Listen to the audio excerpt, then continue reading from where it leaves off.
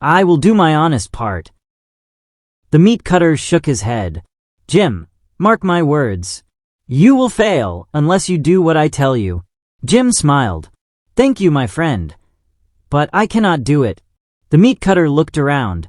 He and Jim were standing in a small butcher shop. "You put practically all your money into this shop, didn't you?" he asked. "I put all of my money into it," Jim said. "Did you ever run a store before?" "No," said Jim.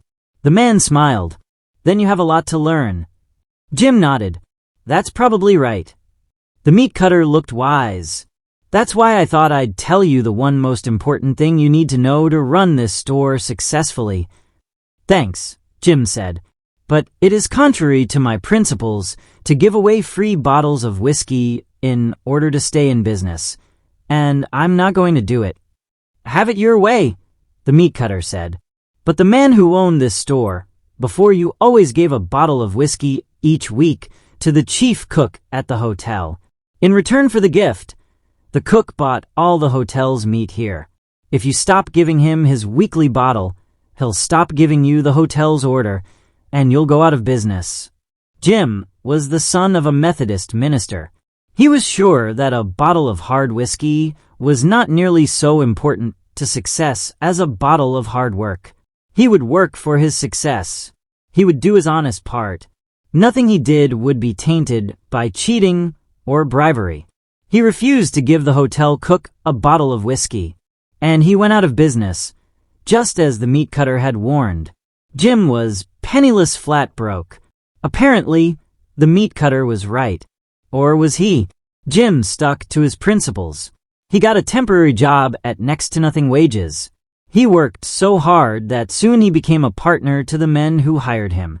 Not long after that, he owned a store of his own, selling dry goods, shirts and shoes and sheets and cloth. In 1924, Jim opened a dry goods store in Hamilton, Missouri, the town where he had grown up. It was his 500th store. You've probably bought clothing or shoes or sheets in one of Jim's stores. He had about 1,700 of them before he died a few years ago. He was more than 90 years old and was worth millions upon millions of dollars. You know his name well. You've seen it on his stores many times, J.C. Penney. He always believed the best way to succeed was to do his honest part and give people good quality at a fair price. Try his method. It certainly worked for him. See if it won't work for you too. Jesus always did his honest part. Even when he was a boy, he was not willing to be defective, even in the handling of tools. He was perfect as a workman, as he was perfect in character. By his own example, he taught that it is our duty to be industrious, that our work should be performed with exactness and thoroughness. The Desire of Ages, page 72. Let me tell you another story about a girl named Phyllis. Phyllis was a faker. Every time she had to do something she didn't want to do, she would fake that she was sick, even though she was a college student and should have grown up already. For example, if there was a test coming up and Phyllis wasn't ready for it, she would roll her eyes and rub her forehead and whine, "Oh, I'm so sick. I can't possibly take that test today." After so long a time, Miss George, the school nurse, became suspicious. She noticed that Phyllis never seemed to get sick when she was doing what she liked to do. But she would have to be careful about accusing her of faking, for she knew the girl could make a terrible fuss. So, Miss George set her mouth firmly and bided her time. And in due time, Phyllis gave herself away. It happened the weekend the college band went on tour. Phyllis was a member of the band and was expected to go. But there was a program that Saturday night at the college that she wanted very much to see, and I think there was a boyfriend too who had asked her to sit with him. So just before the band was to leave on Friday, Miss George got a message. "Phyllis says she has a sore throat and wants you to get her excused from the band trip." "Humph," snorted Miss George. Patiently, she examined Phyllis's throat. "Nothing wrong with you," she said. "Oh, but I'm sick," wailed Phyllis. "I'll talk to the band director," said Miss George. The band director said, Phyllis has a solo part. She must come." Whining and weeping, Phyllis got on the bus. She sat by herself in the back, carefully nursing her sorrow and laying her plans. She didn't make much fuss till the bus came near the town where the first program was to be given. Then she let out with a mournful wail. "Oh, I'm so sick. My throat's sore, and nobody will help me. I want to go home." One of the members of the church where the band was to play heard about Phyllis, and not knowing what a faker she was, he drove her in his car all the way back to the college that night, 150 miles. Phyllis was quite pleased with herself. Her plan was working well. She was back at the college. There was only one more problem. Miss George had given orders that anyone who missed church Sabbath morning had to stay home Saturday night. Phyllis dressed to go to church, but Miss George saw her going through the hall. "So," she said, "my little girl who was so sick she had to be brought home from the band tour is able to get up this morning. Oh no. Girls who are that sick stay in bed. Back you go." All that day Phyllis stayed in bed, and all day Sunday. She got a dose of castor oil and a lot of other bad-tasting medicines. If she was sick, Miss George told me, I was determined to cure her. Do you feel like saying, "Served her right"? I do, but you've got to be careful how you treat fakers and cheats. Phyllis got what she needed, and she never faked again. But some people haven't had all the wonderful opportunities Adventist young people have. Some are even taught that it is right to cheat.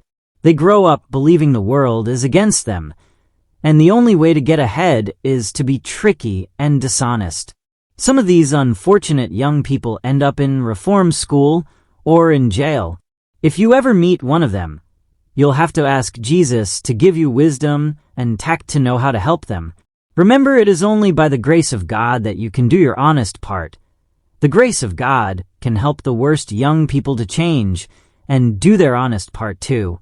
God may want to use you in helping to bring about this wonderful change in them. One dark, stormy night, I stared uncertainly out the window of a rustic cabin. One question hammered at my mind. Did Philip do what I asked him to do? If he had, I could get into bed.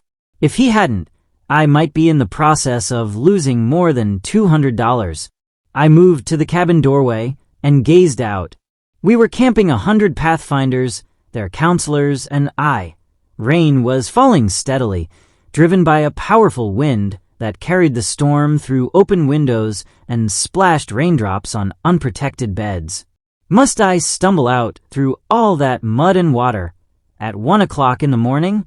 Did Philip do what I asked him? If only I knew. My mind went back to the afternoon. Almost everyone had gone on a hike. Afterwards, I had driven as many of the hikers as possible back to camp in my car. Some of the girls left their sweaters on the front seat. Just before Vespers, they asked me for them. Philip was walking nearby, and I turned to him and said, "Philip, please go to my car and get all the sweaters you find there, then lock up the car." Philip returned in a few minutes with the sweaters, and I thought nothing more about the matter. Then, not long before midnight, it began to rain. Of course, I was anxious to see that all the campers were dry and under cover. Suddenly the thought flashed into my mind, what's happening to my car? The last time I had seen the car, the windows were wide open. The hikers had left them that way. With the windows open, the wind would be driving all this rain inside. The seats would be stained.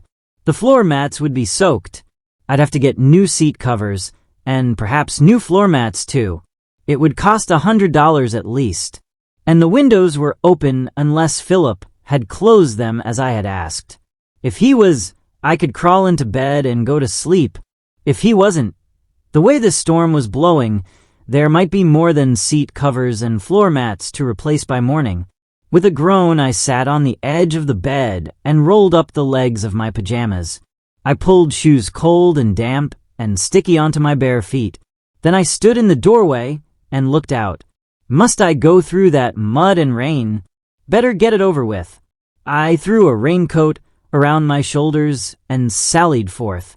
The dim beam of my fading flashlight reflected off fast-growing puddles. It led me around patches of mud along the trail, under dripping trees, and over the slippery wooden bridge. At last, there was the car. Were the windows up? They were. Philip had done exactly what I had asked him to do. There was nothing to worry about. Stretched out in bed a few minutes later, with sleep folding cozily around my weary body, my last thoughts were, "Thank you, Philip, for doing your honest part. Next time I'll know I can trust you fully." It's a warm, satisfying way for a man to feel about a boy, especially in a storm. And you can always feel that way about any boy or girl who by God's grace does his honest part. Thank you so much for watching. I hope this video was very useful to you. And once again, if you have any comment or question, just feel free to type it in the comment section. And don't forget to like, share, and subscribe. I wish you all the best.